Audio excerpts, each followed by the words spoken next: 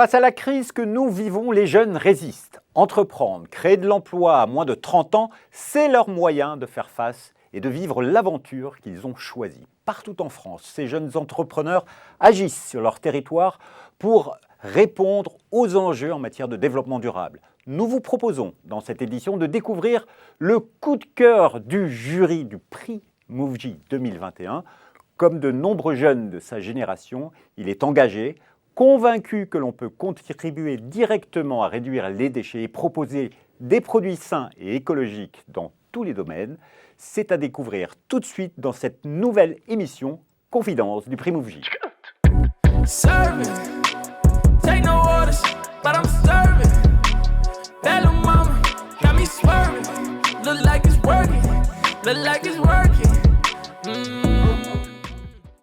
Bonjour à tous et bienvenue dans cette nouvelle émission Confidence du prix MoveJ 2021, spécial coup de cœur du jury. Avec moi sur le plateau, tout d'abord Bénédicte Sanson, bonjour. Bonjour. Vous êtes cofondatrice et déléguée générale du MoveJ. Et en face de vous, Boris Le Goffik, bonjour. Bonjour. Vous êtes le créateur d'Andro et lauréat du prix coup de cœur du jury du prix MoveJ 2021. Félicitations, bravo à vous. J'espère que vous êtes heureux.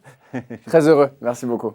Alors, Andro, en deux mots, créé en quelle année ? 2019. 2019. Et votre activité, c'est ? On fait des cosmétiques naturels, bio, en beaucoup consignés. Alors, avant d'aller plus loin, de tout savoir sur Andro, parce que c'est l'objectif de l'émission, de connaître votre parcours entrepreneurial, il fallait donner quand même une information, Bénédicte, c'est que cette année, le prix, le palmarès du prix MoveJ et les prix MoveJ étaient placés sous le haut patronage de la secrétaire d'État à la jeunesse et à l'engagement. Pourquoi ce patronage ?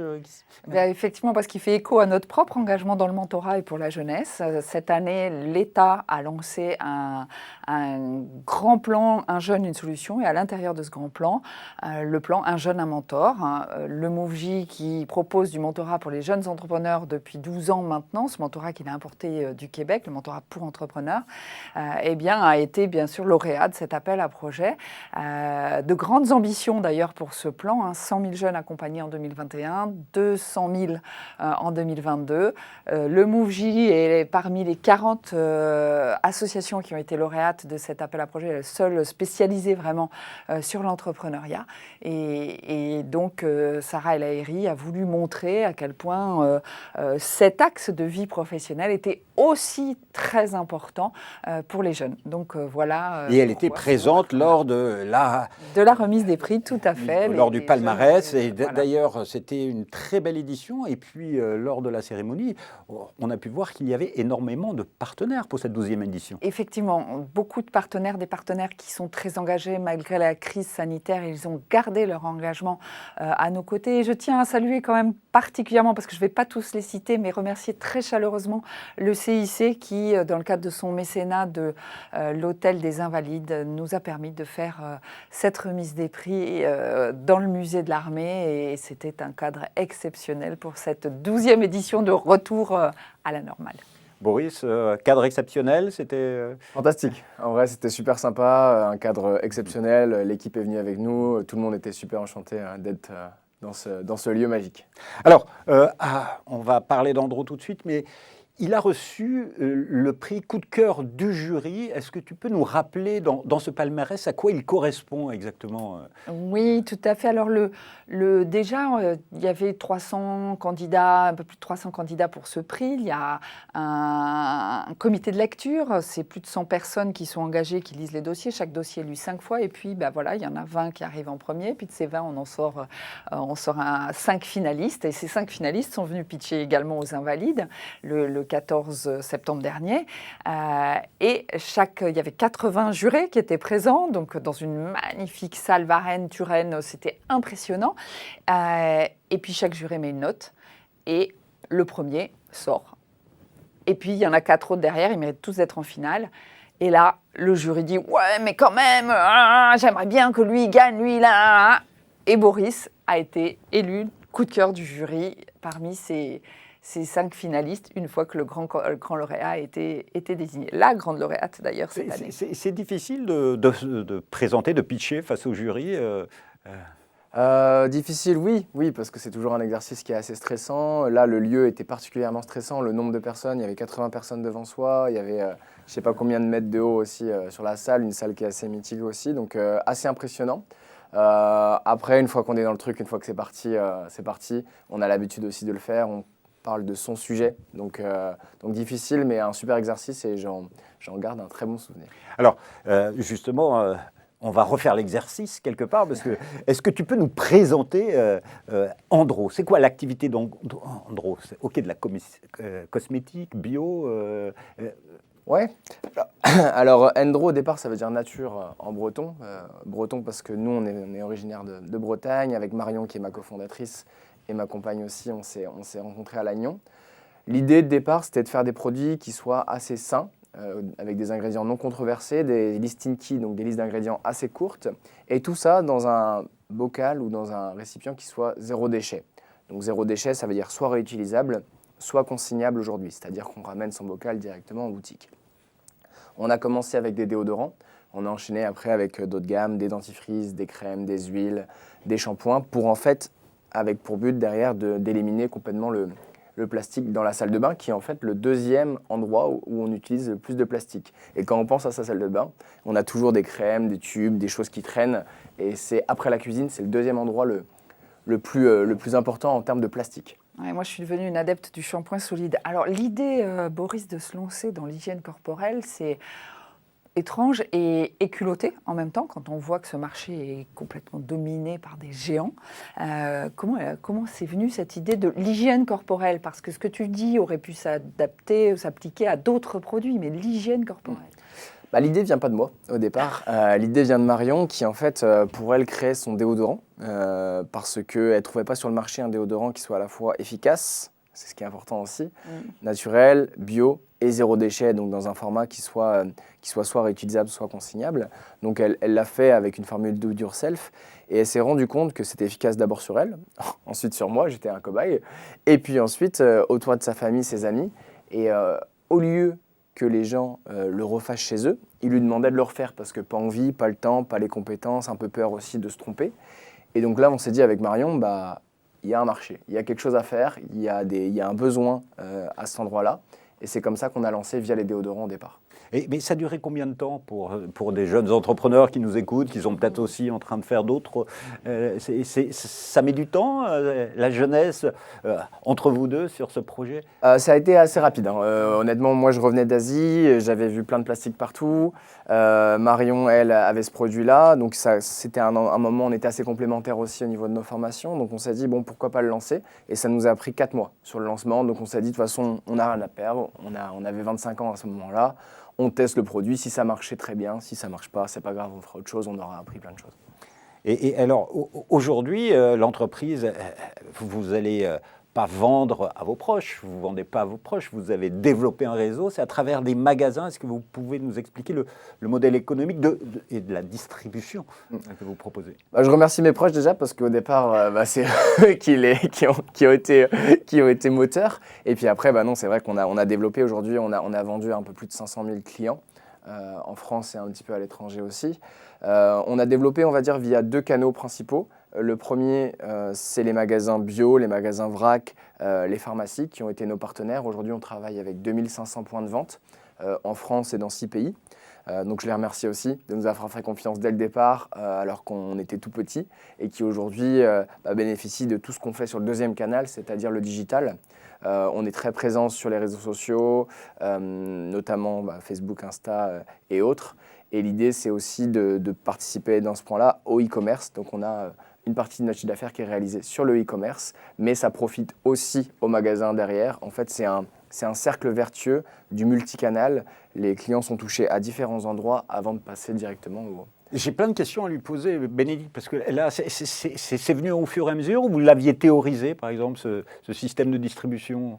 Aujourd'hui, il y a beaucoup de marques qui se lancent avec comme objectif d'être sur du 100% digital. On se rend compte que c'est plus compliqué d'y être que sur du 100% digital. Nous, on avait une expérience déjà retail, donc on trouvait ça intéressant d'aller sur le retail, de prendre un peu un contre-pied de ce qui était en train de se faire. Et c'est pour ça qu'on a gagné magasin par magasin, confiance par confiance. On est allé chercher toutes les boutiques et aujourd'hui, on travaille avec beaucoup d'indépendants Et c'est ce qui fait aussi c'est ce qui fait notre force aussi aujourd'hui. Alors la distribution physique avec des indépendants, c'est pas simple. Et pour vous, c'est double peine puisque vous êtes dans la consigne aussi. Ouais, exactement. Donc, comment vous faites? Parce qu'en termes de manutention, en termes de coûts logistiques, ça doit être énorme. Vos produits, ils s'adressent à qui? Au super luxe, tout le monde peut les avoir. Enfin, comment vous arrivez à Alors, contrôler les coûts ce qui est assez intéressant sur nos produits, c'est qu'ils coûtent un peu plus cher à l'achat. Si je prends l'exemple d'un déodorant, ça va être 9 €. Mais par contre, ça dure 3 à 4 mois.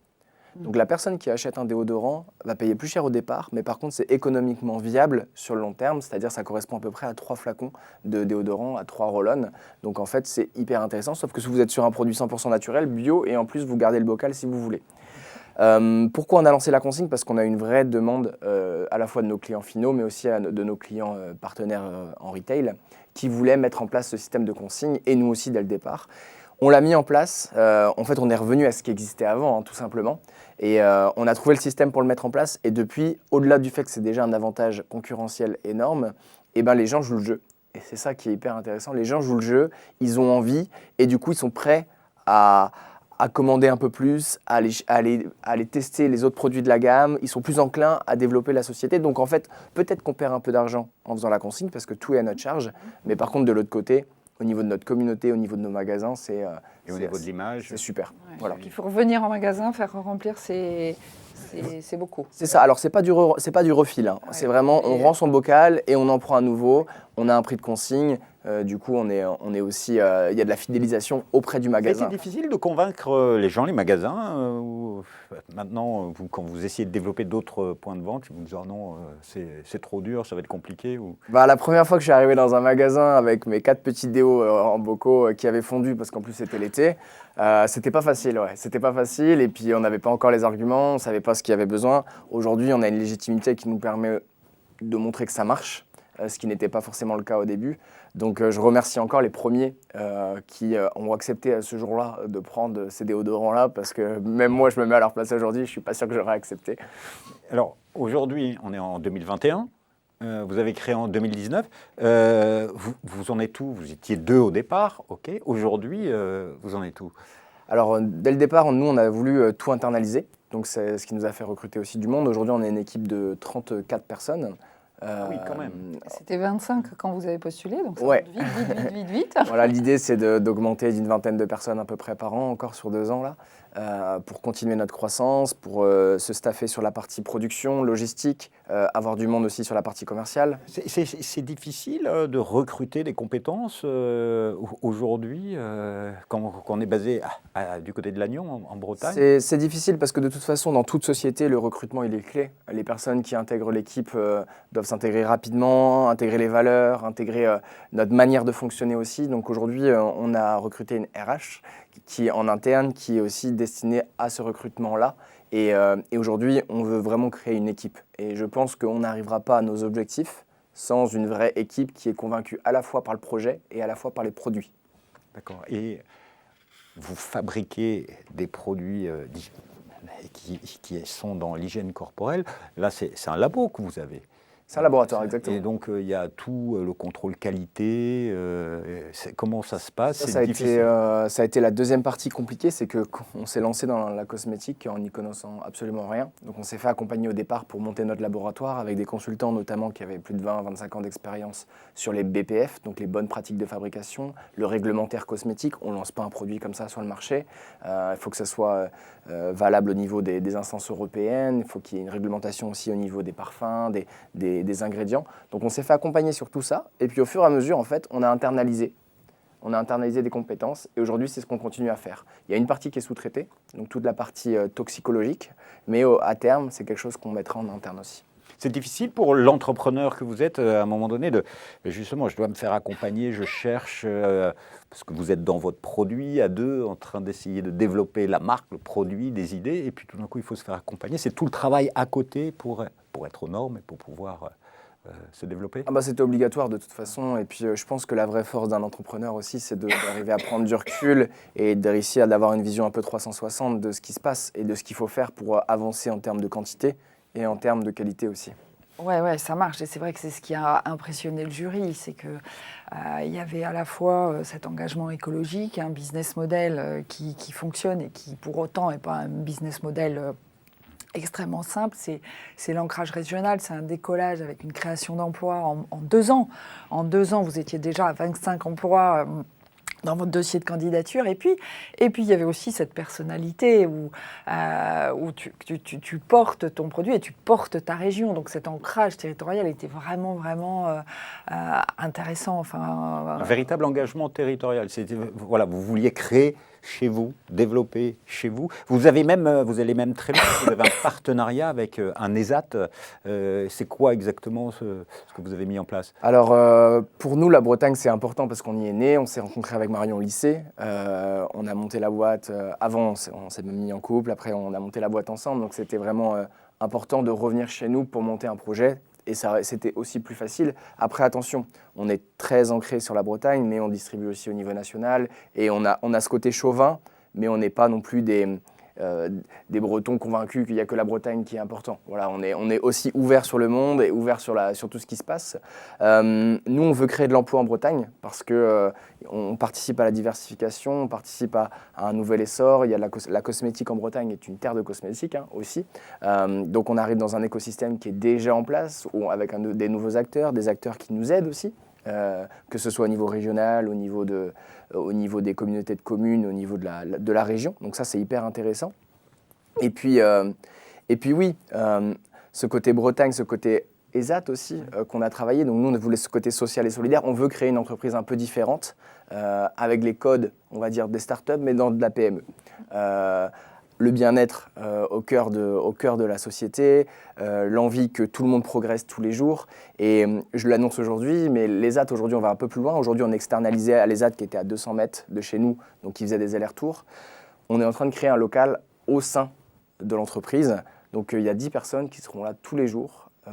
Donc 5 jours sur 5, enfin 5 jours sur 7, pardon, qui viendront étiqueter les bocaux, qui viendront aussi vérifier la qualité et qui seront vraiment en interne. Donc on participe aussi à l'insertion de ces personnes-là au sein de l'emploi. C'est un magnifique ancrage sur le territoire. Et dans le monde du travail. Très belle approche avec les AT. Et visiblement, 25, il y a au moment du jury 25, maintenant 34. Vous êtes en plein développement.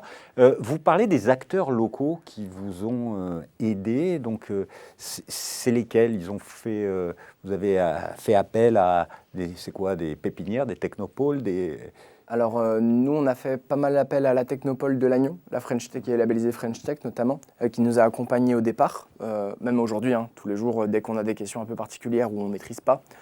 On est assez conscient de nos limites aussi. On a 27 ans, on n'y connaissait rien en entrepreneuriat. Dès qu'on a besoin d'aller chercher les infos, on n'hésite pas en tout cas à aller poser les questions. Et puis ce qui nous permet d'avoir des informations un peu plus rapides, et c'est aussi l'intérêt par exemple du mentorat, d'aller chercher les infos. On a eu Réseau Entreprendre qui nous accompagne aussi aujourd'hui. On a la communauté de communes qui nous loue les locaux pour quasiment rien, donc c'est super intéressant. Et puis on a la région qui nous a beaucoup aidé aussi dès le départ. Est-ce que tu peux nous donner concrètement des exemples de cet accompagnement ? Et je pense qu'il y a déjà une première chose, c'est qu'être breton ou être basque ou être corse, ça ne suffit pas quand on a vécu là, on est enfant, on est adolescent, mais jeune adulte, on n'a pas forcément le réseau professionnel qui va bien avec. Donc j'imagine que c'est déjà un premier rapport. Mais est-ce que tu peux nous dire concrètement, nous donner concrètement des exemples de ce qu'on fait pour toi ? Exemple concret, au début on a besoin d'un comptable. On ne sait pas où aller chercher un comptable au départ. Il y a des cabinets de comptabilité, mais il faut un cabinet de comptable qui soit capable de comprendre notre stratégie, comprendre notre méthode de fonctionnement, qui est complètement différente des entreprises un peu classiques. Et donc, directement, qui est Elodie à la Technopole de Lannion, je lui demande, est-ce que tu connais quelqu'un qui serait capable de nous accompagner de cette façon-là, assez flexible, et qui, avec un partenariat qui évolue dans le temps. Et elle nous a donné le nom d'un cabinet comptable. On venait de la part d'Elodie, donc Ça facilite les Tout choses. fonctionne en réseau et j'en suis complètement persuadé. Si on a la confiance des personnes, derrière, ça peut aller très vite. Et le réseau, dans le sens, j'ai envie de dire, très noble du terme, souvent on a tendance à confondre réseau et pistonnage. Ça n'a rien à voir. Là, c'est je connais les acteurs de mon territoire et en fonction de ce que tu me dis, je vais pouvoir t'orienter vers celui qui correspond exactement à ton besoin. Ça, c'est vraiment important d'en avoir conscience. Et aujourd'hui, plein d'entrepreneurs. Oui, si, il y en a beaucoup qui me contactent via LinkedIn et qui me demandent, voilà, est-ce que tu as ces infos-là, tes infos-là? Mais il n'y a pas de souci, on donne les infos et on le fait avec confiance parce qu'ils viennent de la part de quelqu'un aussi qu'on connaît et c'est intéressant. Et c'est pas du pistonnage, c'est du réseau. Hein. C'est du réseau, mais c'est presque du conseil et presque du mentorat. Toi, vous avez décidé de participer au prix MoveJ. À quel moment vous avez dit, j'y vais, On essaye de... Qu'est-ce que vous attendez de ce prix? Il y avait plusieurs choses. Déjà, participer à un prix, c'est toujours intéressant. On est des compétiteurs dans l'âme. Donc, aller aussi confronter notre projet, notre idée, c'était intéressant. La deuxième idée, c'est justement de le faire confronter. Ça nous permet aussi de prendre du recul. Hier soir, on a rencontré du monde qui nous a aussi fait réfléchir sur plein de sujets. Donc, c'est hyper intéressant. Après, évidemment, il y a la visibilité médiatique qui est toujours intéressant quand on fait, quand on a des clients qui sont particuliers au final. C'est hyper intéressant de se faire connaître et de se faire connaître à la fois les produits, mais j'ai envie de dire aussi la démarche derrière. C'est-à-dire qu'aujourd'hui, il y a une multitude de produits.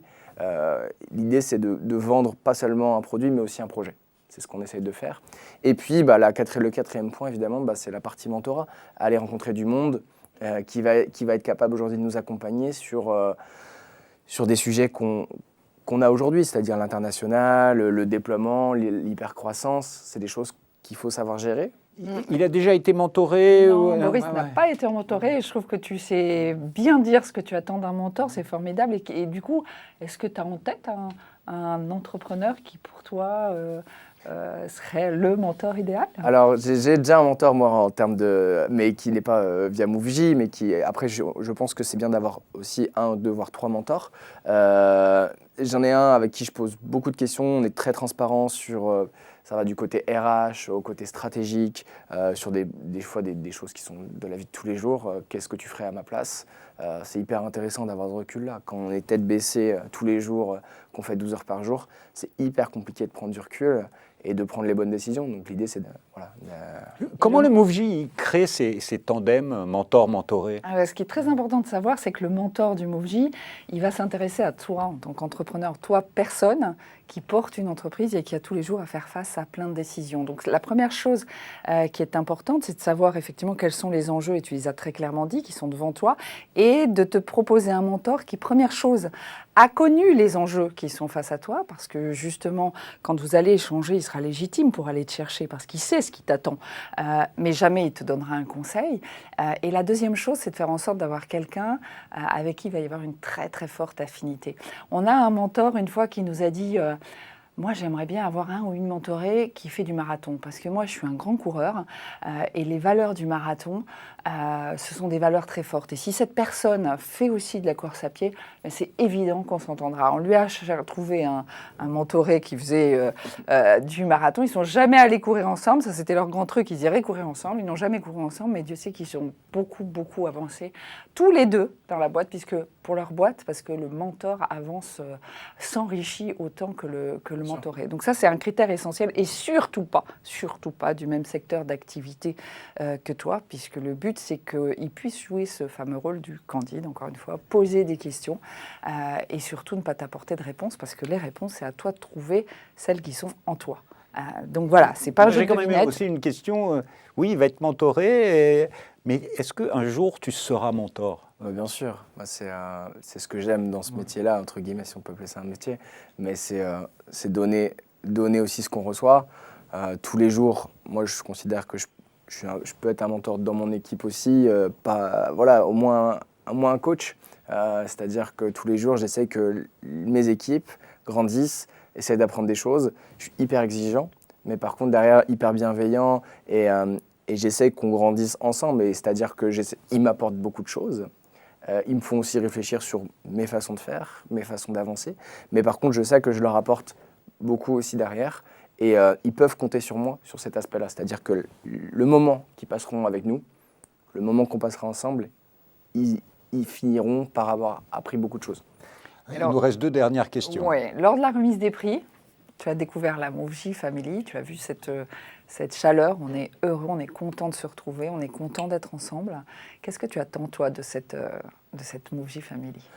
J'attends de ce qui s'est passé hier soir, tout simplement. Comme tu dis, de la chaleur, des gens qui n'hésitent pas à aller échanger entre eux, qui sont d'univers complètement différents. J'ai rencontré des gens qui avaient des projets mais incroyables, que j'avais même pas pensé, discuter avec eux. Donc moi, j'attends à la fois d'apprendre, du réseau, de la mise en contact, de pouvoir contribuer à des projets, de pouvoir potentiellement mentorer quelqu'un aussi après, et puis de faire partie d'une famille. Je pense que c'est si on m'accepte dans la famille, Tu es accepté, puisque tu es coup de cœur. C'est magnifique d'être coup de cœur. Et alors, dernière petite question aussi, mais qui est vraiment importante.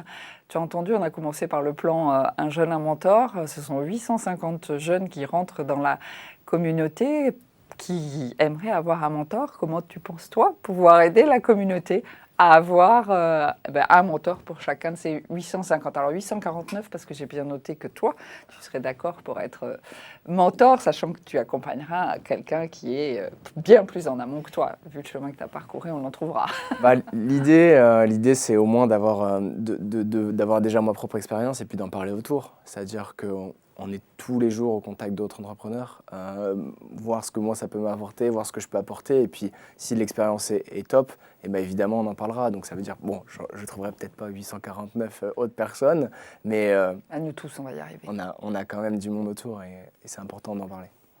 Donc si j'ai bien compris, Boris est bien membre de la Mouv'J Family à fond. Moi j'ai quand même une dernière question, et on a parlé d'Andro, de son développement. C'est quoi l'avenir d'Andro ? C'est quoi vos grands projets ? Est-ce que vous allez vous développer à l'international ? Mais si vous développez à l'international, vous allez avoir d'autres laboratoires ailleurs ? Alors, l'objectif, c'est de devenir le leader européen, on va dire, de la cosmétique consignée. Aujourd'hui, c'est vraiment notre objectif. Donc, il y aura, en effet, il y a un aspect international. Il y a aussi un aspect de développement produit qui est phare chez nous, c'est-à-dire qu'on ne lance pas des produits pour lancer des produits. On veut que tous nos produits puissent venir remplacer au fur et à mesure dans la salle de bain. On aimerait à terme qu'une personne qui aime vraiment la marque ait tous les produits Endro et puisse quasiment tout faire, du déodorant jusqu'au shampoing, éventuellement à la crème solaire. Enfin voilà, tout ça. Donc on a ces 2 objectifs-là. On y travaille tous les jours, vraiment. On a des rétro-plannings qui sont en place et on a un plan qui est assez bien cadré pour y arriver. Ben voilà un très beau coup de cœur du jury du prix Mouv'J 2021. Entrepreneur engagé, bien straight dans ses objectifs et qui est prêt à s'investir dans la famille Mouv'J. Merci beaucoup à tous les 2 pour vos témoignages. Bravo pour cette Merci aventure. Beaucoup. Et merci Bénédicte pour l'organisation Jérôme. aussi de cette 12e édition qui était formidable. Toujours un plaisir. Bravo à tous les 2. Alors, si vous voulez en savoir plus, un site internet quand même, www.andro-cosmétique.com. Et bien sûr, si vous voulez voir tous les jeunes entrepreneurs du prix Mouv'J 2021, vous allez tout de suite sur www.mouv'J.fr. Vous pourrez retrouver toutes les émissions Confidence et toutes les informations sur même les nominés, parce qu'il y a de très belles histoires. Et moi, je vous dis à bientôt pour de nouvelles rencontres avec de jeunes entrepreneurs. Au revoir.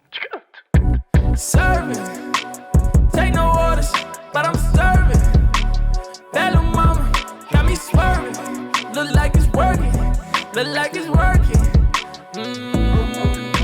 Serving, take no orders, but I'm serving. That little mama got me swerving. Look like it's working, look like it's working. You know it's flux when I come to be ready. I hate when she act like she don't look amazing. There's paper on me like confetti.